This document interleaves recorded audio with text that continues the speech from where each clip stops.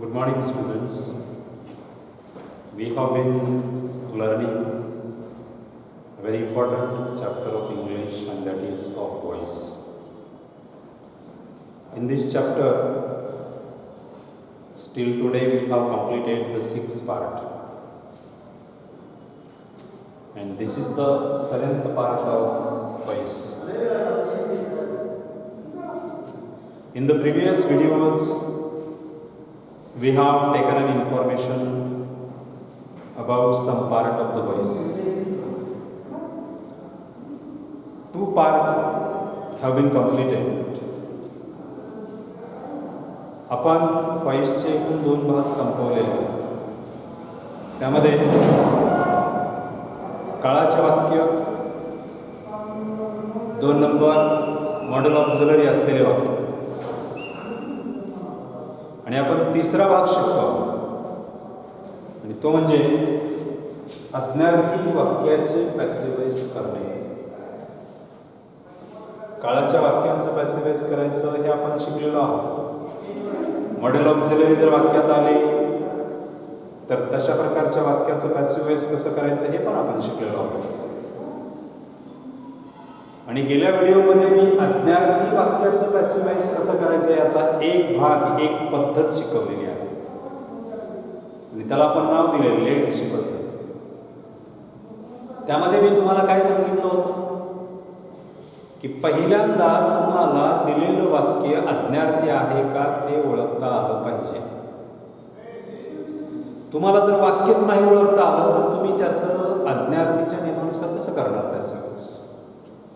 म्हणून पहिल्यांदा तुम्हाला वाक्याची ओळख चांगली झाली पाहिजे. त्याच्यानंतर पुढं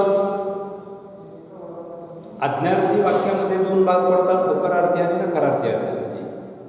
होकारार्थी आज्ञार्थीची सुरुवात मूळ क्रियापदाने होते, नकारार्थीची सुरुवात डोंटने होते. हे त्याला ओळखण्याचे 2 महत्त्वाची लक्षणं आहेत. आज्ञार्थी कुठलं का असेना, होकारार्थी असो किंवा नकारार्थी असो, त्याचं 2 पद्धतीनं पॅसिव्हाइज करता येतं. एक म्हणजे पहिली पद्धत मी तुम्हाला गेल्या व्हिडिओमध्ये शिकवली, ती म्हणजे लेटची पद्धत. ती काय आहे तर याच्यामध्ये सुरुवातीला लेट घ्यायचं, त्यानंतरनं त्या वाक्याचं कर्म घ्यायचं, त्यानंतरनं बी घ्यायचं, त्याच्यानंतरनं जर वाक्य नकारार्थी असेल तर नॉट घ्यायचं, त्यानंतरनं पुढे क्रियापदाचं तिसरं रूप घ्यायचं आणि सर्वात शेवटी कॉम्प्लिमेंट घ्यायचं. आज्ञार्थी वाक्याचं पॅसिव्हाइज करत असताना सर्वात शेवटी बाय प्लस द्वितीया ही जी रचना आपण पॅसिव्हाइजसाठी वापरतो ती in case of imperative sentence is not used. इम्पेरेटिव्हच्या बाबतीत ती रचना वापरली जात नाही, हे लक्षात ठेवायची सर्वात महत्त्वाची गोष्ट आहे. ही झाली लेटची पद्धत. आजच्या व्हिडिओमध्ये आपण आज्ञार्थी वाक्याचं पॅसिव्हाइज करण्याची दुसरी पद्धत, त्याला आपण शुड बीची पद्धत म्हणतो, ती पद्धत शिकणार आहोत. म्हणून या पद्धतीला आपण नावच देऊया शुड बीची पद्धत. आज्ञार्थी वाक्याचं पॅसिव्हाइज करण्याची जी दुसरी पद्धत आहे त्या पद्धतीचं नाव आहे शुड बीची पद्धत. शुड बीची पद्धत. Method second. 2 पद्धतीमध्ये आपण दुसरी पद्धत पाहतो आहोत. मेथड सेकंड, तिला नाव आहे शुड बीची पद्धत.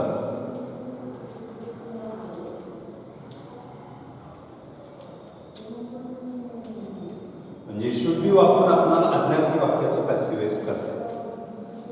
मग याच्यात आपल्याला काय करायचं आहे या पद्धतीत, तर त्याच्यासाठी तुम्हाला मी जो क्रम सांगतोय त्या क्रमाने तुम्ही जायचं. त्यामध्ये नंबर 1 ला प्रथम दिलेल्या वाक्याचं कर्म घ्यायचं. प्रथम कर्म घ्या. प्रथम कर्म, कर्म म्हणजे काय, ऑब्जेक्ट. कर्म घ्या. सुरुवातीलाच कर्म घ्यायचं. त्यानंतर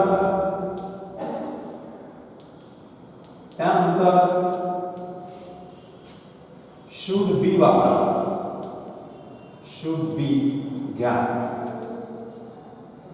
सुरुवातीला कर्म घ्यायचं, कर्मानंतर शुड बी असं घ्यायचं. तेच एकच प्रकार, शुड बी, दुसरं नाही. त्यानंतर PP मीन्स MV3. त्याच्यानंतर past participle of main word म्हणजे त्याला आपण MV3 असं म्हणतो ते घ्यायचं, म्हणजे क्रियापदाचं तिसरं रूप करायचं. क्रियापदाचं तिसरं रूप. त्याच्यानंतर आपलं त्यानंतर कॉम्प्लिमेंट वापर. कॉम्प्लिमेंट वापर या चार गोष्टी क्रमशः जर तुम्ही लक्षात ठेवल्या तर तुम्हाला आज्ञार्थी वाक्याचं पॅसिव्ह वॉइस दुसऱ्या पद्धतीनं, दुसरी पद्धत म्हणजे कोणती? शुड बीची पद्धत. पहिली कोणती? लेटची पद्धत. आता ह्या दोन्ही पद्धती तुम्हाला माहीत असू द्या. परीक्षेत तुम्ही कुठल्या तरी एका पद्धतीने उत्तरल्या, दोन्ही पद्धती एकत्र करू नका.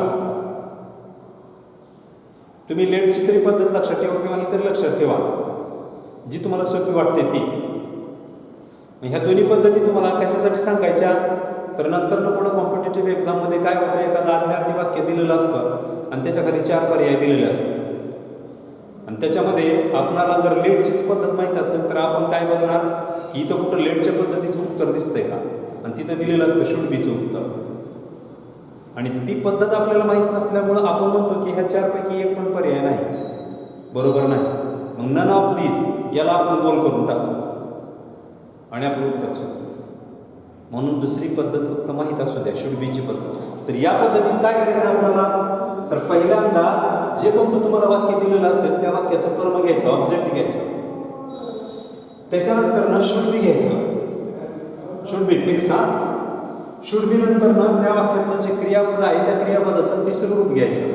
कारण प्रकार कुठलाही असू द्या, पॅसिव्ह वॉइस म्हटलं की तिसरं रूप असतं. आणि सर्वात शेवटी घ्यायचं कॉम्प्लिमेंट. त्या वाक्यात जर दिलेलं असेल तरच घ्यायचं, नाहीतर राहील. आणि सर्वात महत्त्वाचं मी तुम्हाला काय सांगितलं होतं, in case of imperative sentence while changing the voice of that sentence by plus objective case is not used at the end of the passive voice, only in case of imperative sentence. म्हणजे आज्ञार्थी वाक्याचं passive voice करत असताना त्या वाक्याच्या शेवटी bye plus द्वितीया ही जी construction वापरतो ती वापरली जात नाही, वापरत नाही. मग आता आपण हे जे 4 गुण लिहिले होते किंवा 4 क्रम लिहिले होते ते आपण आडवे लिहू, म्हणजे त्याचं सूत्र काय, फॉर्म्युला काय. म्हणजे काय करायचं, सुरुवातीला घ्यायचं कर्म, ऑब्जेक्ट घ्यायचं, त्यानंतर न घ्यायचं शुड बी, त्याच्यानंतर न घ्यायचं MV3 PP, त्यानंतर न घ्यायचं कॉम्प्लिमेंट. ही झाली शुड बीची पद्धत. मग आता या पद्धतीनुसार आपल्याला वाक्य करता आलं पाहिजे. एक्झाम्पल, क्लोज द विंडो,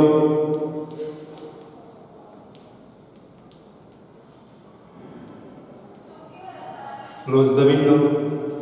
याच्यामध्ये क्लोज क्रियापद आहे, द विंडो कर्म आहे. मग बघा सुरुवातीला कर्म घ्या, या वाक्याचा कर्म कोणता आहे, द विंडो. कर्मानंतर काय घ्यायचं, fix, should be, the window should be. MV3 क्लोजचं तिसरं रूप काय, closed, the window should be closed. Compliment दिले का याच्यात, दिलेलं आहे म्हणजे वापरायचं. आता हेच वाक्य आपल्याला लेटच्या पद्धतीने कसं करता येतं. लेटच्या पद्धतीमध्ये सुरुवातीला काय घ्यायचं, लेट, त्यानंतर त्या वाक्याचं कर्म घ्यायचं, द विंडो, त्यानंतर बी घ्यायचं आणि त्यानंतर क्रियापदाचं तिसरं let the window be closed. या पद्धतीनं आपल्याला दोन्हीही, एक शुड बीची पद्धत तर एक लेटची पद्धत, या 2 पद्धतीनं आपल्याला एखादं वाक्य काय करता येतं, पॅसिव्ह वॉइस करता येतं. मग तुम्हाला वेगवेगळी वाक्य दिल्यानंतर तुम्हाला ते वाक्य तुम्ही दोन्ही पद्धतीनं सोडून बघा. परंतु परीक्षेत लक्षात ठेवा कुठल्या तरी एकाच पद्धतीनं तुम्हाला ते वाक्य पॅसिव्ह वॉइस करावं लागेल. तुम्ही दोन्ही पद्धती त्याच्यात वापरू नका. मी तुम्हाला फक्त ते तुम्हाला पर्याय दिले जातात त्यासाठी लक्षात ठेवा, त्यासाठी तुम्हाला कामाला येईल. म्हणून ही शुड बीची पद्धत. सुरुवातीला कर्म घ्या, त्याच्यानंतर शुड बी घ्या, त्याच्यानंतर पुढं क्रियापदाचं तिसरं रूप घ्या, त्यानंतर कॉम्प्लिमेंट घ्या. आता बघा दुसरं उदाहरण घेऊ आपण.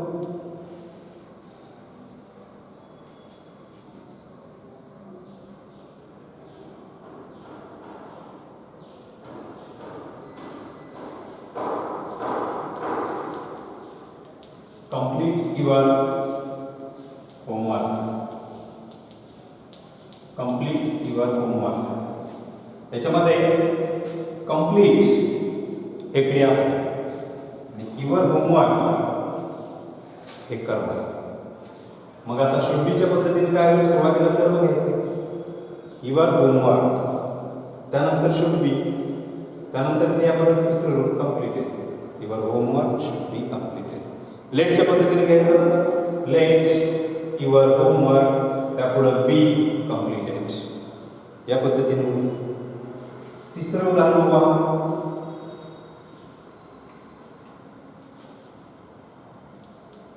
Avoid oil and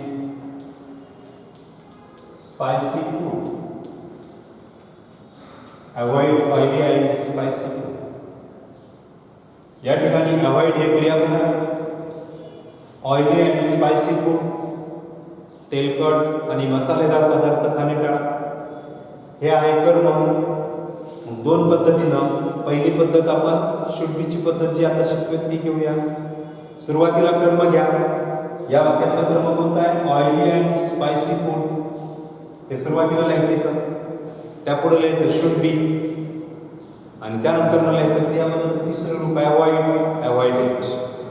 avoid, avoid it means oily and spicy food should be avoided. हे झालं त्याचा पॅसिव्ह. आता हेच वाक्य आपल्याला लेटच्या पद्धतीने कसं करता येईल? मग सुरुवातीला लेट घ्या, लेट, त्यानंतर कर्म घ्या ऑइली अँड स्पायसी फूड, त्यानंतर बी घ्या बी, त्यानंतर अवॉइडेड, अवॉइडचं तिसरं रूप अवॉइडेड. या पद्धतीने म्हणजे ज्यावेळेला तुम्हाला मी उदाहरणं देतो त्यावेळेला तुम्ही दोन्ही पद्धतीने ते करायचे, परंतु परीक्षेमध्ये मात्र तुम्हाला एकाच पद्धतीनं उत्तर द्यावं लागेल किंवा ते तुम्ही लिहा. एकच पद्धत परीक्षेमध्ये वापरा. आता याच्यातला एक छोटा भाग मी तुम्हाला सांगतो म्हणजे तुम्हाला तुमचं कन्फ्युजन वाढवणार असेल. मग कधी कधी बघा काय, मी दोन वाक्य लिहितो इथं. ओपन युअर बुक्स हे एक वाक्य लिहितो मी, आणि दुसरं लिहितो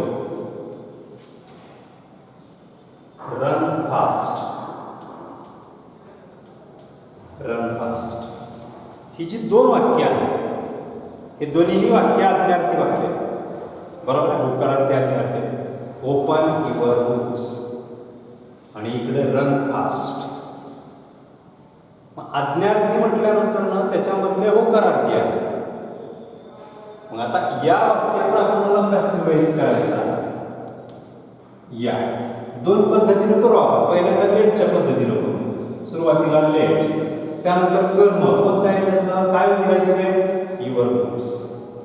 लेट युअर बुक्स, त्यानंतर बी, आणि त्यानंतर क्रियापदाचं तिसरं ओपन. याच्यात बायबलच नसतं. Late your books be open. आता दुसऱ्या पद्धतीने शुड बीच्या पद्धतीने काय होतंय? सुरुवातीला कर्म घ्यायचं. Your books should be, should be, आणि सर्वात शेवटी ओपन. ओके. आता तुम्हाला जसं या वाक्याचं, कोणत्या? ओपन युअर बुक्स या वाक्याचं दोन्ही पद्धतीनं आपण पॅसिव्हाइज केलं, तसं तुम्हाला आता याचं करा. रन फास्ट या वाक्याचं पॅसिव्हाइज करत असताना तुम्हाला काय अडचण येते? इथं अडचण अशी आहे, रन क्रियापद आहे आणि फास्ट हे ॲडव्हर्ब आहे. फास्ट काय आहे? ॲडव्हर्ब आहे. फास्टला एलवाय लागतं का ॲडव्हर्ब होताना? म्हणून इथं रन फास्ट मध्ये या वाक्यामध्ये क्रियापद आहे परंतु कर्म नाही. Object is absent here in this sentence. म्हणजे या आज्ञार्थी वाक्यामध्ये कर्म नाही. आणि मग जर एखाद्या आज्ञार्थी वाक्यामध्ये कर्म नसेल तर तशा वाक्याचं पॅसिव्ह वॉइस कसं करायचं? रन फास्ट, कम हिअर, आहे का याच्यात कर्म बघा? नाही. गेट आउट याच्यात आहे का? स्टँड अप याच्यात आहे का? सिट डाऊन या वाक्यात आहे का? स्पीक लाऊडली, ड्राईव्ह केअरफुली, हे असे जे वाक्य आहे या वाक्यामध्ये कर्म दिलेलं नाही. Object is not provided in this sentence. If the object is not provided in case of imperative sentence, then how can we change those sentences into passive voice? जर आज्ञार्थी वाक्यामध्ये कर्म दिलेले नसतील तर अशी आज्ञार्थी वाक्य आपल्याला पॅसिव्ह व्हॉइसमध्ये कसे बदलता येतील? आणि असं वाक्य दिलं आणि चेंज व्हॉइस असं तुम्हाला विचारलं तर मग तुम्ही काय बघणार? कर्मच नाही. मग आम्हाला सरांनी असं शिकवलंच नाही. मग अशा वेळेला काय करायचं? तर त्या वाक्याचा जो मूड आहे, जो अर्थ आहे त्याच्यातून अभिप्रेत असलेला त्या अर्थाला अनुसरून त्या वाक्याच्या अगोदर हे वाक्य जे आहे ना ते जसेच्या तसंच ठेवायचं, काही बदल करायचं नाही. फक्त त्याच्या पूर्वी, त्याच्या अगोदर you are ordered to, you are requested to, you are commanded to, you are warned to, अशापैकी एखादं वाक्य त्याच्या मूडला अनुसरून, अर्थाला अनुसरून जोडायचं आणि आहे तसं वाक्य लिहून टाकायचं. जर एखाद्या वाक्यात याला आपण नाव काय द्यायचं? कर्म नसलेले आज्ञार्थी वाक्य. आणि त्याच्या अगोदर you are ordered to, you are requested to, you are warned to, अशापैकी काहीतरी लिहून ठेवायचं. इथंच आपण थांबूया. हाच भाग मी नंतरच्या व्हिडिओमध्ये सुरुवातीला घेईन आणि नंतर मग तुम्हाला दुसरा प्रकार घेईन. ओके.